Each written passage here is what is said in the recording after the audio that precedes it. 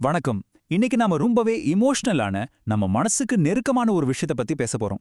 அப்படியே கொஞ்சம் கண்களை மூடி இந்த காட்சியை கற்பனை பண்ணி பாருங்களேன். ஒரு அழகான தென்னிந்திய கிராமம், காலையில சூரியன் உதிக்கிற நேரம், பச்சை பசேல்னு இருக்கிற வயல்வெளி.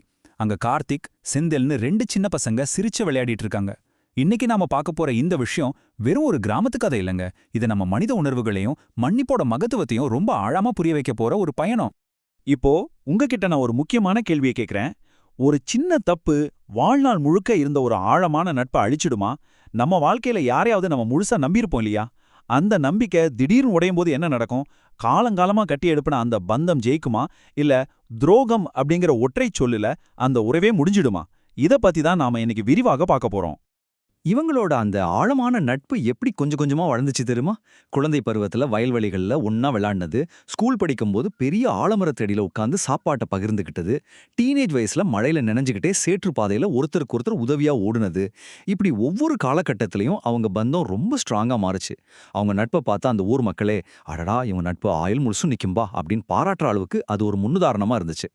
காலம் அப்படியே வேகமா ஓடிடுச்சு. அந்த ரெண்டு சிறுவர்களும் இப்போ பொறுப்பான இளைஞர்களாகிட்டாங்க. வாழ்க்கையோட தேவை அவங்கள வேற வேற பாதையில பயணிக்க வச்சது. கார்த்திக் கிராமத்தோட சந்தையில ரொம்ப கஷ்டப்பட்டு உழைச்சி ஒரு சின்ன வியாபாரத்தை தொடங்குறான். செந்தில் தன் கிராமத்து நெல் வயல்கள்ல வியர்வை சிந்தி எப்பவும் முகத்துல ஒரு புன்னகையோட உழைக்கிற நேர்மையான விவசாயியா மாறிட்டான். இப்படி வாழ்க்கை அவங்கள வேற வேற வேலைகளுக்கு கொண்டு போனாலும் அவங்களுக்குள்ள இருந்த அந்த ஆழமான நட்பு மட்டும் துளி கூட மாறவே இல்லை. இந்த இடத்துல தான் விஷயத்துல ஒரு முக்கியமான திருப்பு முனை வருது. கார்த்திக்குக்கு ஒரு முக்கியமான வேலைக்காக வெளியூர் போக வேண்டிய ஒரு சூழ்நிலை வருது. அப்போ அவன் இத்தனை காலமா சிறுக சிறுக சேர்த்த தன்னோட மொத்த சேமிப்பு பணத்தையும் ஒரு பையில போட்டு தன் உயிர் நண்பனான செந்தில் கிட்ட கொடுக்கறான். நான் திரும்பி வர்ற வரைக்கும் இதை கொஞ்சம் பத்திரமா வச்சுக்கோ நண்பா அப்படின்னு சொல்றான். அந்த மாலை நேரத்து வெளிச்சத்துல அவங்க ரெண்டு பேரும் கை குலுக்குற அந்த தருணம் வெறும் பண பரிமாற்றம் இல்லைங்க. அது ஒருத்தர் மேல ஒருத்தர் வச்சிருந்த அசைக்க முடியாத நம்பிக்கையோட பரிமாற்றம். கார்த்திக் பணத்தை கொடுத்ததும் செந்தில் என்ன சொல்றானே கவனிச்சிங்களா? நீ கவலைப்படாத கார்த்திக், உன் பொருள் என் பொருள் மாதிரி ரொம்ப பாதுகாப்பா இருக்கும். இந்த வார்த்தைகள்ல எவ்வளவு உறுதி இருக்கு பாருங்க. இது செந்தில் கொடுத்த ஒரு உண்மையான வாக்குறுதி. கார்த்திக் தன் வாழ்நாள் நண்பன் மேல வச்சிருந்த அந்த முழுமையான நம்பிக்கைய இது ரொம்ப அழகாவே காட்டுது. ஆனா வாழ்க்கை எப்பவும் நம்ம நினைக்கிற மாதிரி நேரா போறதில்லையே. திடீர்னு சூழ்நிலை எப்படி மாறுது பாருங்க. செந்திலோட வறுமையான வீட்ல ஒரு ராத்திரி அவனோட அம்மாவுக்கு திடீர்னு உடம்பு ரொம்ப முடியாம போயிடுது. படுக்கையில துடிக்கிற அம்மாவை பார்த்து அந்த பையன் பதறி போறான். உடனடியா ஆஸ்பத்திரி செலவுக்கு பணம் தேவைப்படுது. அந்த ராத்திரியில அவனோட மனசும் இருண்டு போகுது. எங்க தேடணும் அவனுக்கு ஒரு உதவியும் கிடைக்கல. ஒரு மகனோட தவிப்பு அந்த ராத்திரியை இன்னும் பயங்கரமாக்குது. இப்போ உங்களை நீங்களே கேட்டுக்கோங்க. செந்திலோட இடத்துல நீங்க இருந்தா என்ன பண்ணுவீங்க? பெத்த அம்மாவோட உசுறு கண்முன்னாடியே ஊசலாடிட்டு இருக்கு. உதவி பண்ண ஒரு ஆள் கூட இல்ல. அந்த அளவுக்கு விரக்தியில ஒரு மனுஷன் என்ன முடிவு எடுப்பான்? சொல்லப்போனா இதுதான் மனித அறத்துக்கான ஒரு மிகப்பெரிய பரீட்சை. அந்த விரக்தியோட உச்சகட்டத்துல செந்தில் ஒரு முடிவெடுக்கிறான். மங்களா எரியற அந்த எண்ணெய் விளக்கு வெளிச்சத்துல செந்திலோட கைகள் அப்படியே நடுங்குது. ஒரு பக்கம் குற்ற உணர்ச்சி, இன்னொரு பக்கம் அம்மாவை காப்பாத்தணுமேங்கிற அவசரம். அவன் கார்த்திக் கொடுத்து வச்சிருந்த அந்த பணப்பைய திறக்கிறான். தன் அம்மாவோட உயிரை காப்பாத்த அவனுக்கு வேற எந்த வழியும் அப்போ தெரியல. பணத்தை எடுத்தான், அம்மாவையும் காப்பாத்திட்டான். ஆனா அவனால நிம்மதியா இருக்க முடிஞ்சதா? கண்டிப்பா இல்ல.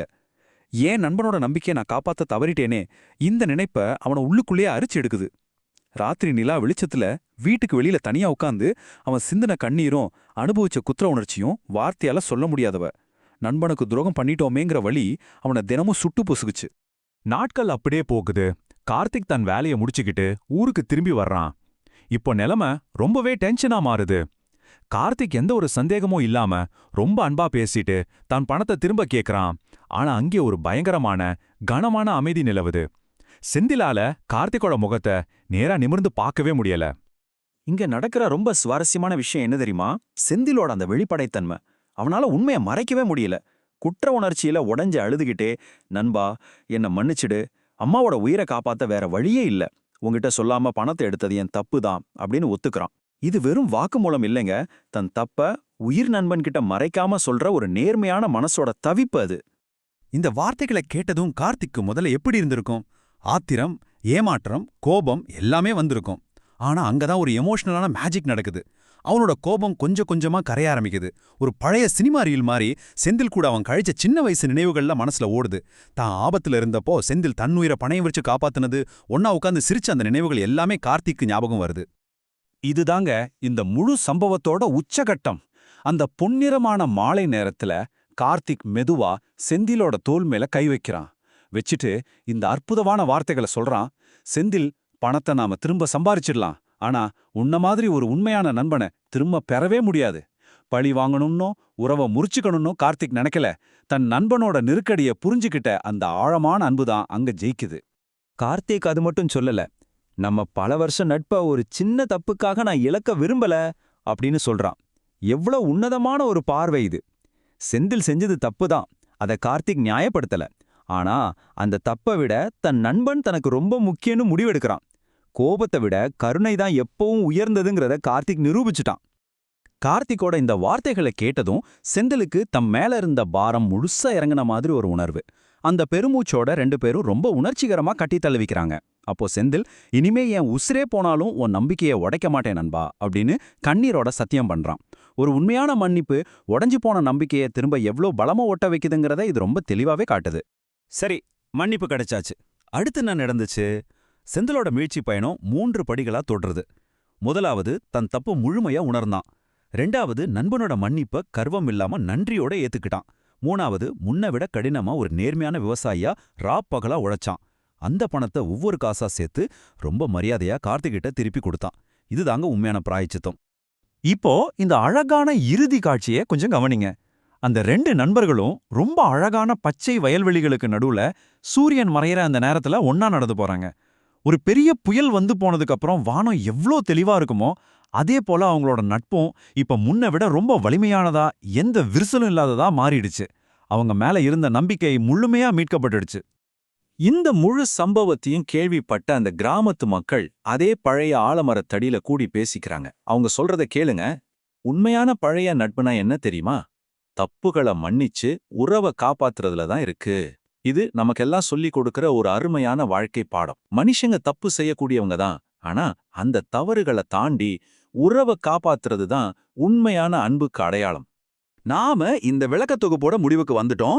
இதுல கடைசியா ஒரு அற்புதமான தமிழ் தத்துவத்தை பார்க்க போறோம். அதுதான் பழமை, அதாவது உரிமை. நீண்ட கால நண்பர்கள் தப்பு செஞ்சா அத தட்டி கேட்கவும், அதே சமயம் அவங்கள மன்னிக்கவும் அந்த பழைய நட்புக்கு முழு உரிமை இருக்கு. ஒரு சின்ன தப்புக்காலே ஒரு பெரிய உறவை தயவு செஞ்சு இழந்துராதீங்க. இப்போ உங்ககிட்ட நான் கேட்கிற கடைசி கேள்வி இதுதான். உங்க வாழ்க்கையில உங்க மன்னிப்புக்காக காத்துக்கிட்டு இருக்கிற அந்த பழைய உறவு யாராவது இருக்காங்களா? கொஞ்சம் சிந்திச்சு பாருங்க.